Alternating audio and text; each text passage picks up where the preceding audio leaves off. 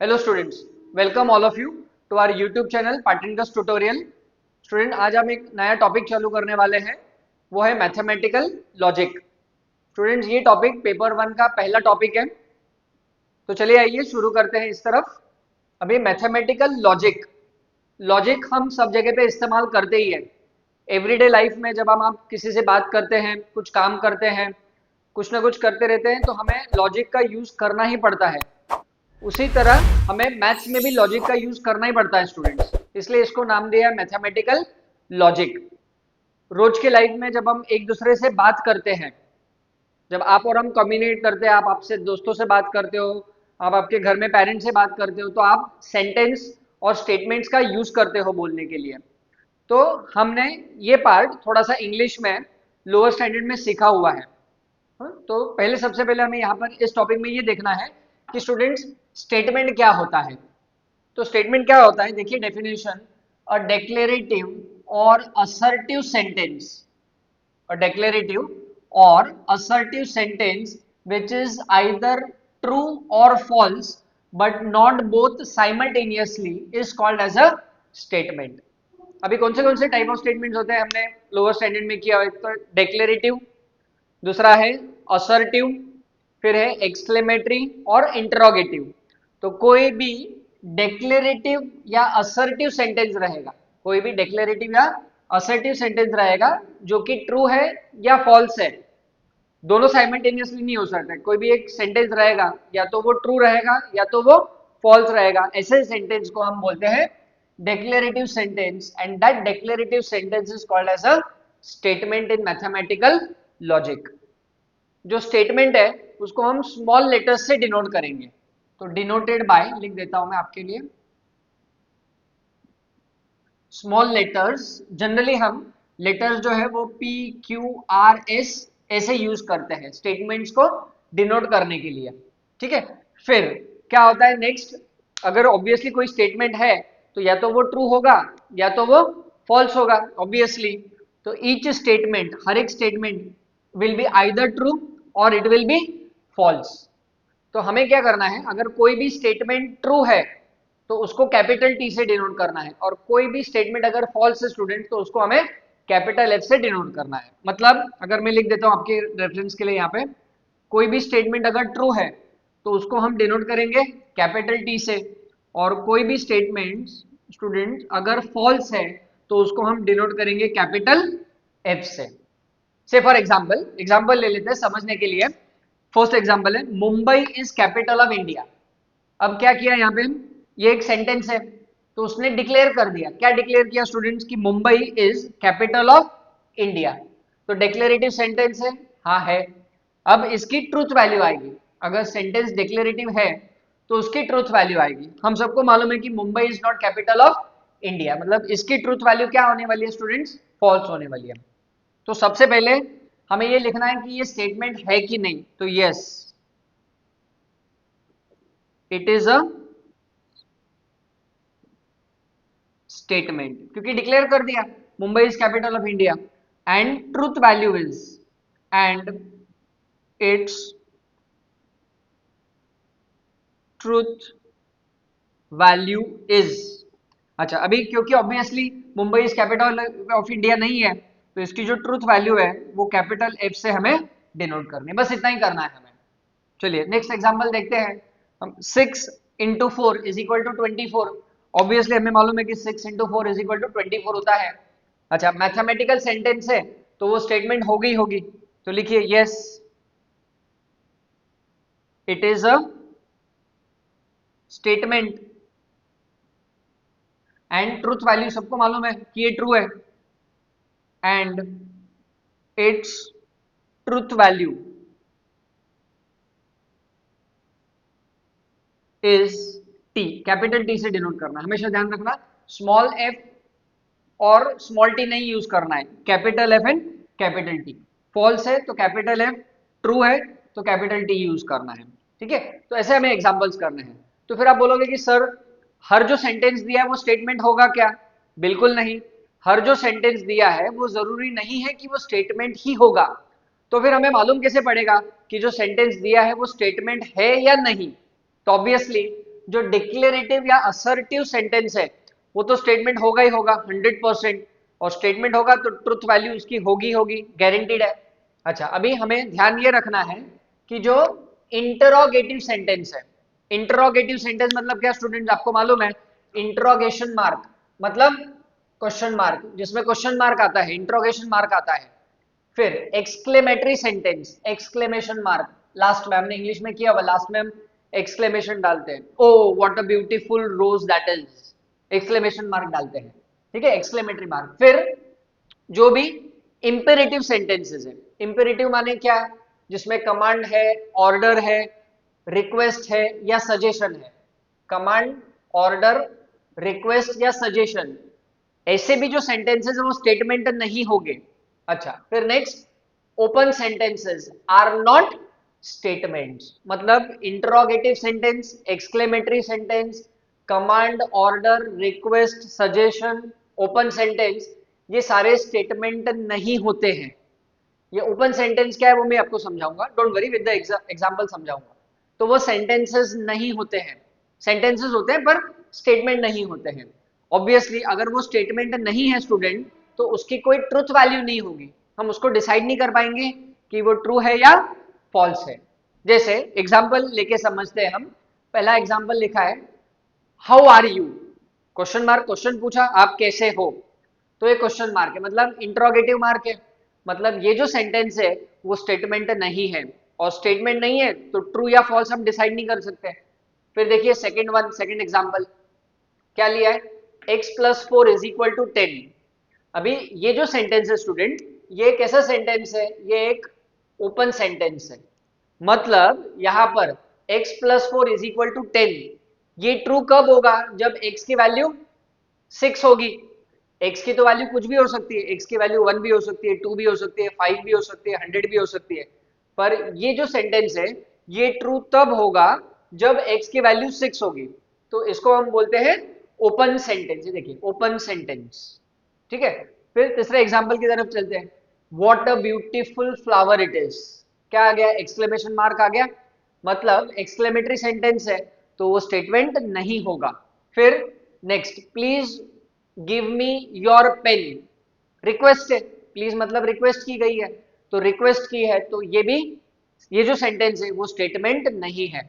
तो हमें मालूम कैसे पड़ेगा कि जो भी सेंटेंस दिया है, आइडेंटिफाई करना है हमें, तो कैसे आइडेंटिफाई करेंगे कि वो सेंटेंस स्टेटमेंट है या नहीं है।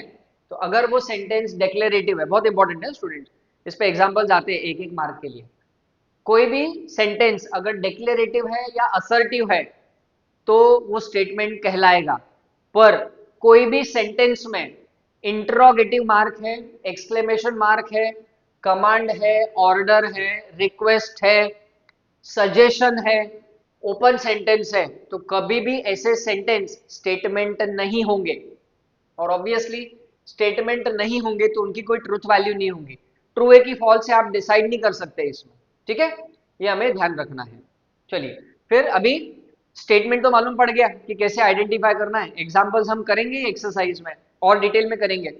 अभी दो तरह के स्टेटमेंट्स होते हैं स्टूडेंट्स, कौन से दो तरह के स्टेटमेंट्स होते हैं, एक तो होता है सिंपल स्टेटमेंट और दूसरा होता है compound statement.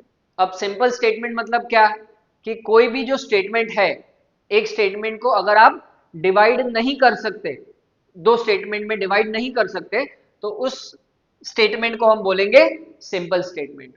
A statement which cannot be split into two statements is called as a simple statement. Example से समझते हैं, से फॉर एग्जाम्पल अगर मैं लिखूं कि 5 is an odd number, तो देखिए क्या लिखा है, 5 इज एन ऑड नंबर, इसको आप स्प्लिट कैसे करोगे, दो स्टेटमेंट में नहीं लिख सकते, तो इसीलिए ये जो स्टेटमेंट लिखी है ये कैसी स्टेटमेंट है स्टूडेंट, सिंपल स्टेटमेंट है, ठीक है। फिर कंपाउंड स्टेटमेंट की तरफ बढ़ते हैं, तो कंपाउंड स्टेटमेंट मतलब क्या, statement which is obtained by combining two or more statements, मतलब दो या दो से ज्यादा स्टेटमेंट्स को अगर कंबाइन किया गया है तो हम ऐसे स्टेटमेंट को कंबाइंड स्टेटमेंट बोलेंगे। तो ये कंबाइंड स्टेटमेंट की डेफिनेशन है स्टूडेंट, कंपाउंड स्टेटमेंट की, सॉरी, ठीक है। जैसे आपने किया types of connectives lower standard में, एंड अगर एंड यूज किया दोनों स्टेटमेंट के बीच में तो ऐसे स्टेटमेंट को हम कंपाउंड स्टेटमेंट बोलेंगे। एंड और ये सारे कनेक्टिव्स है, इसमें आगे चल के वो भी आने वाले हैं टाइप्स ऑफ कनेक्टिव्स। एग्जाम्पल ले लेते हैं। फॉर एग्जाम्पल कंपाउंड स्टेटमेंट का मैं एक एग्जाम्पल लिख लेता हूं कि लिखा मैंने कि 2 is an even number and 7 is an odd number. ये मैंने एक स्टेटमेंट लिख दी, 2 is an even number and 7 is an odd number. अच्छा, अभी हमें मालूम है कि इसमें दो स्टेटमेंट्स को कंबाइन किया गया है। कौन से दो स्टेटमेंट्स को कंबाइन किया, अगर आप देखोगे तो यहाँ पे 2 इज एन इवन नंबर, ये एक स्टेटमेंट है, इसको मैं दे देता हूँ P। स्टेटमेंट्स कैसे डिनोट होते हैं? Statements are always denoted by small letters. Generally हम P Q R S यही लेटर्स यूज करेंगे स्टेटमेंट्स को डिनोट करने के लिए। तो इसको मैं P ले लेता हूँ। अच्छा, इसको मैं क्या करता हूँ, 7 इज एन ऑड नंबर, इसको मैं Q ले लेता हूँ। तो दो स्टेटमेंट बन गए ना, दोनों को कंबाइन करके एक स्टेटमेंट है। और ये जो एंड है इसको हम कनेक्टिव्स बोलते हैं, उस पर मैं आने वाला हूँ। वैसे हमने लोअर स्टैंडर्ड में भी ये किया हुआ है types of connectives, but connective इसमें भी है, मैथमेटिकल लॉजिक में आगे बढ़ने वाले हैं। तो सिंपल स्टेटमेंट और कंपाउंड स्टेटमेंट। तो हमने क्या क्या देखा स्टूडेंट यहाँ पे? एक तो स्टेटमेंट क्या होता है ये सीखा हमने, फिर उसकी ट्रूथ वैल्यू कैसे निकालनी है या क्या होती है, एग्जाम्पल से समझा हमने। फिर कौन से आइडेंटिफाई करना है कि कौन से सेंटेंसेस स्टेटमेंट है या नहीं, तो वो पार्ट यहाँ पे लिखा है विद एग्जाम्पल। और there are two types of statements, simple statement and compound statement. तो आप यहाँ तक जरा लिख लीजिए, फिर हम आगे बढ़ते हैं। चलिए स्टूडेंट्स, तो अभी आगे बढ़ते हैं। अभी हमें करना है बहुत एक इंपॉर्टेंट पार्ट इस टॉपिक का, जो है टाइप ऑफ कनेक्टिव्स। ये बहुत एक इंपॉर्टेंट पार्ट रहने वाला है इस एक्सरसाइज के लिए और आगे चल के टॉपिक के लिए भी आने वाली। ठीक है, अभी देखिए टाइप्स ऑफ कनेक्टिव्स। तो स्टूडेंट्स हमें यहाँ पर 5 टाइप ऑफ कनेक्टिव्स करने हैं। तो फर्स्ट टाइप ऑफ कनेक्टिव जो है स्टूडेंट्स, यहाँ पे मैं स्टार मार्क कर देता हूँ। फर्स्ट टाइप ऑफ कनेक्टिव है वो कंजंक्शन। कंजंक्शन मीन्स एंड, और जो सिंबल है कंजंक्शन का वो हम ये यूज करने वाले हैं, उल्टा वी। ठीक है। अच्छा, अभी कंजंक्शन मतलब क्या है? कनेक्टिव्स, जैसा नाम बोलता है कनेक्टिव्स, मतलब किसी भी दो स्टेटमेंट को अगर कोई कनेक्ट करता है तो उसको हम कनेक्टिव्स बोलते हैं। स्टेटमेंट क्या होता है वो हम देख चुके हैं, अब कनेक्टिव्स देख रहे हैं। ठीक है, तो देखिए एग्जाम्पल लिखा है, दो स्टेटमेंट लिए हैं। P क्या लिया है? 2 इज एन इवन नंबर। दूसरा स्टेटमेंट लिया है Q, 3 is an odd number. अभी क्या करना है हमें, इसमें दो चीजें हैं, एक तो हम सिंबॉलिक फॉर्म है और दूसरा वर्बल फॉर्म है। तो सबसे पहले जो सिंबल्स है वो क्या यूज किए स्टेटमेंट के लिए? P एंड Q यूज किया है। तो इसका सिंबॉलिक फॉर्म क्या होगा स्टूडेंट? सिंबॉलिक फॉर्म होगा P एंड Q, मतलब दोनों स्टेटमेंट के बीच में एंड सिंबल डालना है। एंड मतलब कंजंक्शन, उल्टा वाला भी। अच्छा, इसका हम वर्बल फॉर्म लिखेंगे। वर्बल फॉर्म क्या होगा? 2 is an even number and, बस इतना ही लिखना है, and 3 is an odd number. ठीक है, अभी इसमें अगर आप देखोगे बस इतना ही करना और कुछ नहीं। इसमें आप देखोगे तो ये जो P एंड Q है इसको हम बोलते हैं सिंबॉलिक फॉर्म। क्या बोलते हैं स्टूडेंट्स? Symbolic form. और ये जो लिखा हमने 2 is an even number and 3 is an odd number, इसको हम बोलते हैं वर्बल फॉर्म। क्योंकि यही हमें एक्सरसाइज में करना है। क्या करना है कि सिंबॉलिक फॉर्म दिया रहेगा तो वर्बल फॉर्म में कन्वर्ट करना है, और वर्बल फॉर्म दिया रहेगा तो सिंबॉलिक फॉर्म में कन्वर्ट करना है। अच्छा, अभी ये जो कंजंक्शन है स्टूडेंट्स, इसके लिए एक ट्रुथ टेबल होगा। तो ये ट्रुथ टेबल बहुत इंपॉर्टेंट रोल प्ले करने वाला है। तो लिखिए नेक्स्ट होगा, या ध्यान दे दीजिए आप यहाँ पर कि नेक्स्ट है ट्रुथ टेबल।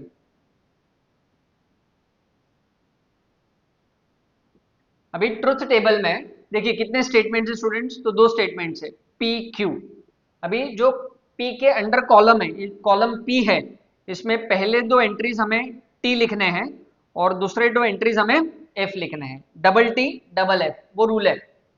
Q में हमें लिखना है TF TF।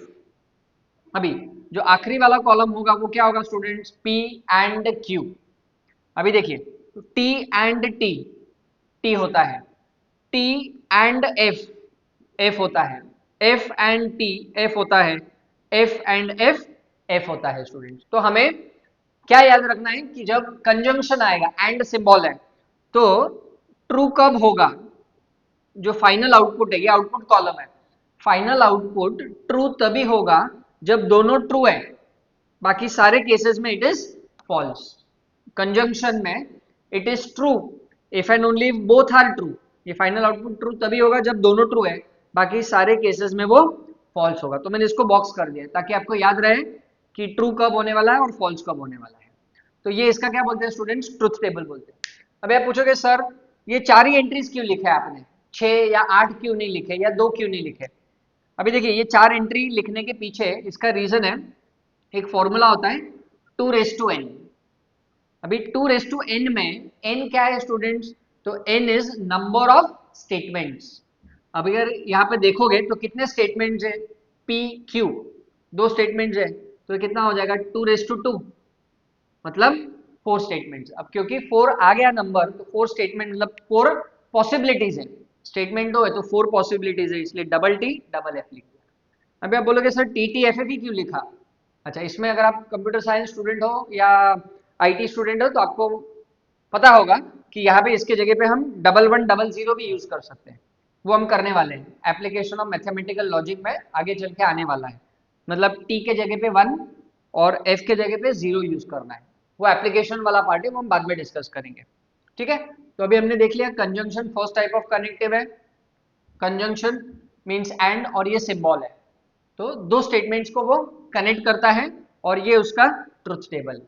अच्छा, अभी दूसरे वर्ड्स जो यूज हो सकते हैं एंड के जगह पे, तो कौन से वर्ड्स है देखिए? बट, अगर आपको एंड नहीं यूज करना है तो ये भी वर्ड्स आप यूज कर सकते हैं, बट, स्टिल, येट, दो, मोर ओवर, ऐसे वर्ड्स आप यूज कर सकते हैं। बेस्ट तो आपको एंड ही लिखना है, पर कभी कभी ऐसा हो सकता है कि वहां पे बट दिया होगा, स्टिल दिया होगा, येट दिया होगा, तो आपको मालूम होना चाहिए इसका मतलब एंड ही होता है।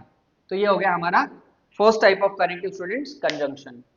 अभी दूसरा टाइप ऑफ कनेक्टिव है डिसजंक्शन।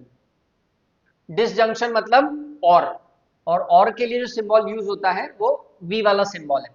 अब देखिए यहाँ पे 2 स्टेटमेंट्स दिए गए हैं, पी क्या लिखा है? 9 इज अ परफेक्ट स्क्वायर।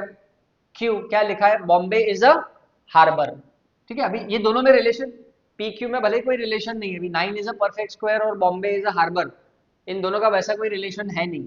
तो अभी इसका सिंबॉलिक फॉर्म हम कैसे लिखेंगे? पी और क्यू, और वर्बल फॉर्म क्या आएगा कि 9 इज अ परफेक्ट स्क्वायर और बॉम्बे इज अ हार्बर। बस इतना ही लिखना है हमें वर्बल फॉर्म में। तो मतलब ये जो है, ये वाला पार्ट, ये क्या हो गया स्टूडेंट? ये हो गया हमारा सिंबॉलिक फॉर्म, और ये वाला पार्ट हो गया वर्बल फॉर्म। ठीक है, अभी ऑब्वियसली इसका भी ट्रुथ टेबल है, तो देख लेते हैं इसका ट्रुथ टेबल क्या है स्टूडेंट्स। ट्रुथ टेबल, 2 स्टेटमेंट्स है, तो पहली वाली स्टेटमेंट है पी, दूसरी क्यू। पी में क्या आएगा? Double T double F, Q में आएगा टी एफ टी एफ, इसको आप याद रख लो, सेम फॉर्मेट है। फिर नेक्स्ट जो आउटपुट वाला कॉलम है वो क्या आएगा? पी और क्यू, तो टी और टी, टी होता है, टी और एफ, ये भी टी होगा, एफ और टी, ये भी टी होगा, एफ और एफ, ये एफ होगा स्टूडेंट्स। तो इसमें क्या याद रखना है स्टूडेंट्स कि डिसजंक्शन, ये जब कनेक्टिव आएगा डिसजंक्शन में फॉल्स कब होने वाला है? जब दोनों फॉल्स है, output will be false if and only both are false students. ठीक है, ऐसा दोनों फॉल्स होंगे तो ही वो फॉल्स होगा। अदर वर्ड्स, कौन से अदर वर्ड्स? आइदर और, आइदर और मतलब और न यूज करके आइदर और भी आप यूज कर सकते हो। मतलब कैसे होगा इसमें अगर यूज करना है? तो either 9 is a perfect square और बॉम्बे इज अ हार्बर, ऐसा भी हम लिख सकते हैं। मतलब और नहीं यूज करना है तो आइदर और भी यूज किया जा सकता है। ये हो गया हमारा सेकेंड टाइप ऑफ कनेक्टिव।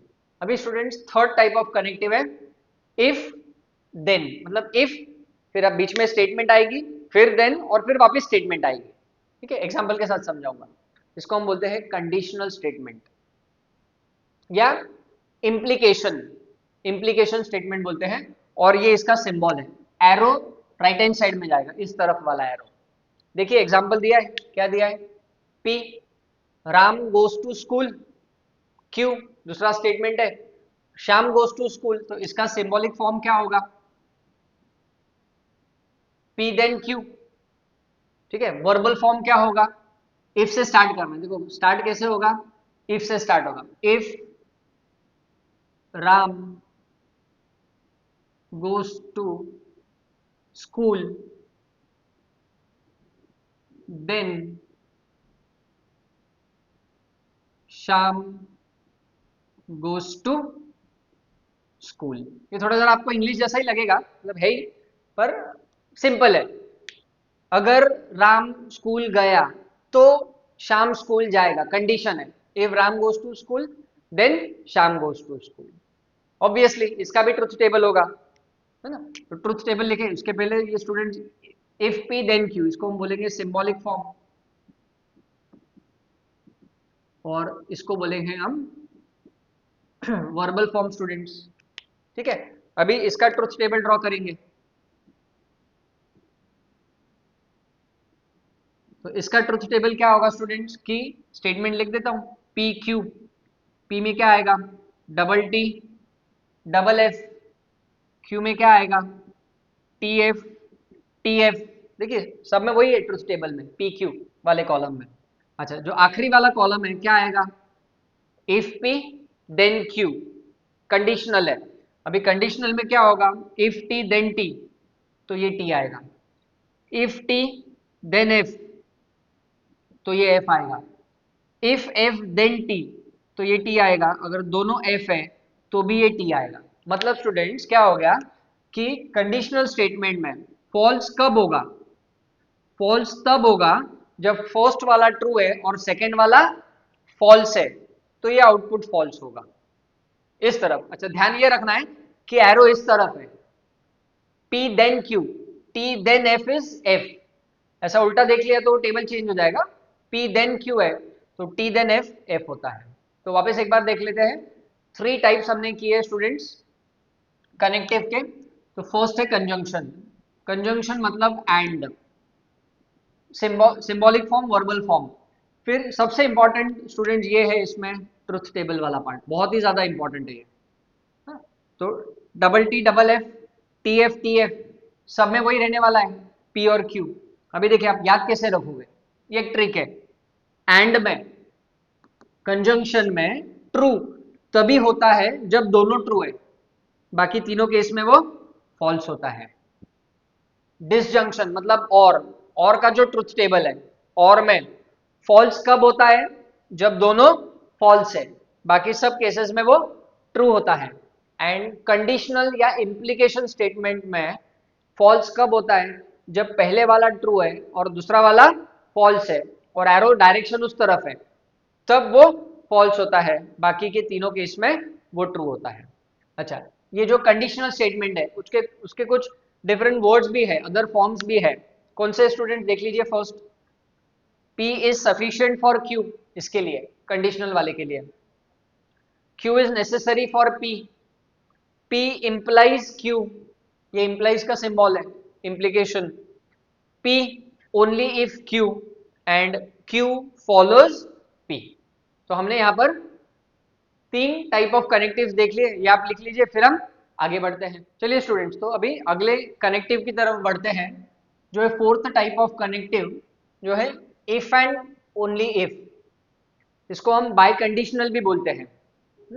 अच्छा, जो सिंबल है वो है double sided arrow, if and only if, bye conditional statement and double implication statement, दोनों तरफ इंप्लीकेबल है। जैसे फॉर एग्जांपल पी क्या लिया हमने, triangle ABC is equilateral. Q क्या लिया है, triangle ABC is equi angular.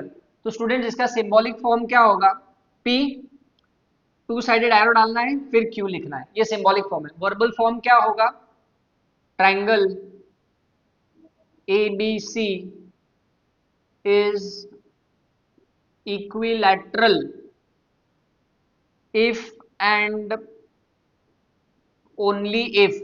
अच्छा, ये जो इफ एंड ओनली वर्ड है ये बराबर दोनों के बीच में, स्टेटमेंट्स के बीच में ही आना चाहिए।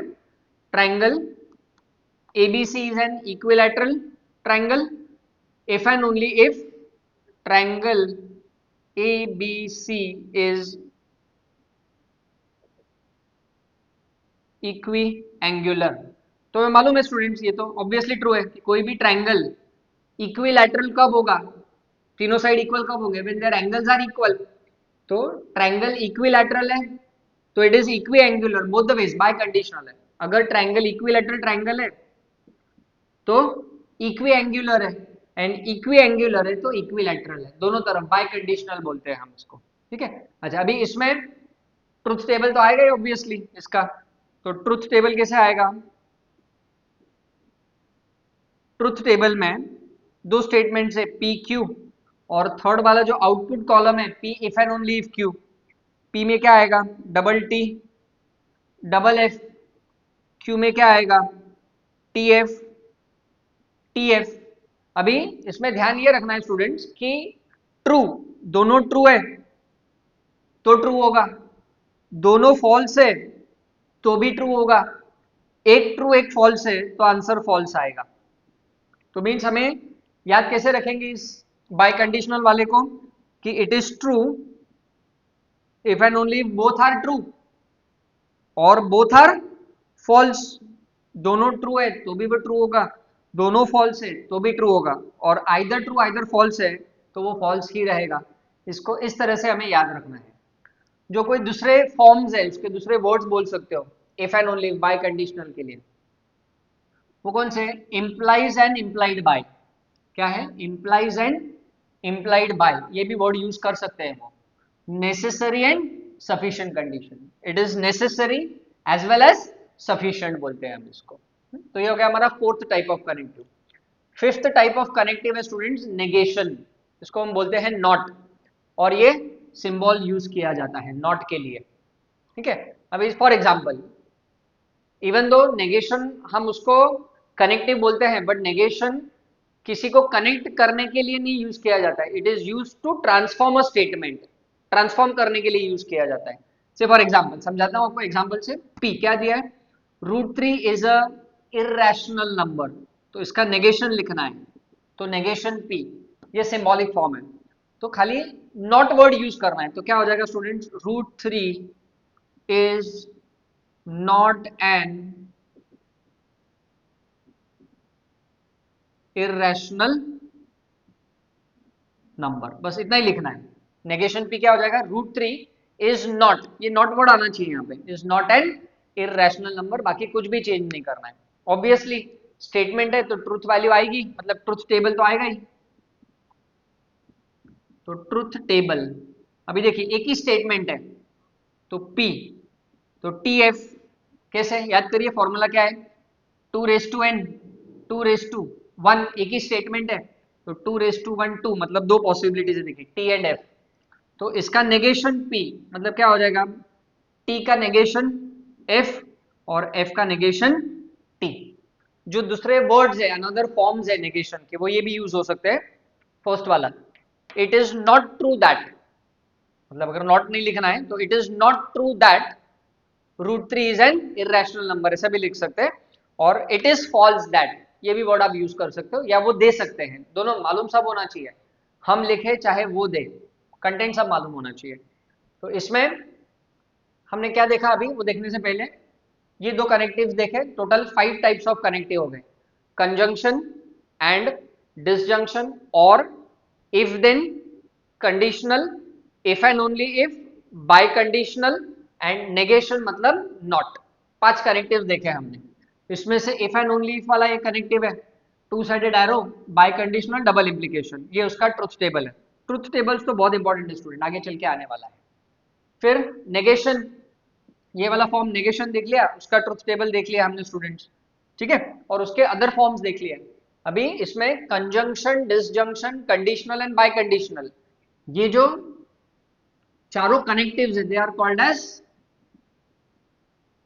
Binary connectives. What they are called as? Binary connectives. और ये जो नेगेशन है, it is called as unary connective, binary मतलब दो के लिए है ना, दो स्टेटमेंट के लिए है, और यूनरी मतलब सिंगल स्टेटमेंट के लिए है। तो आज के लेक्चर में स्टूडेंट्स हमने क्या सीखा, एक तो आइडेंटिफाई करना है कि गिवन सेंटेंस स्टेटमेंट है या नहीं, वो एक्सरसाइज में प्रॉब्लम आएंगे। फिर हमने टाइप्स ऑफ कनेक्टिव्स देखे, टाइप्स ऑफ कनेक्टिव में 5 कनेक्टिव है, उसमें हमने क्या सीखा, verbal to symbolic, symbolic to verbal दोनों आने वाला है, ठीक है। और फिर नेक्स्ट हमने नेगेशन भी सीखा। तो ये सब हमें एक्सरसाइज में, और ट्रुथ टेबल सीखा ऑब्वियसली, ये सब हमें एक्सरसाइज में स्टूडेंट्स यूज करना है। तो जरा आप इसको लिख लीजिए, फिर हम अगली बार जब मिलेंगे तो हम एक्सरसाइज 1.1 स्टार्ट करेंगे। आज का वीडियो अगर आपको स्टूडेंट्स पसंद आया होगा तो प्लीज शेयर, लाइक और सब्सक्राइब कीजिए। धन्यवाद।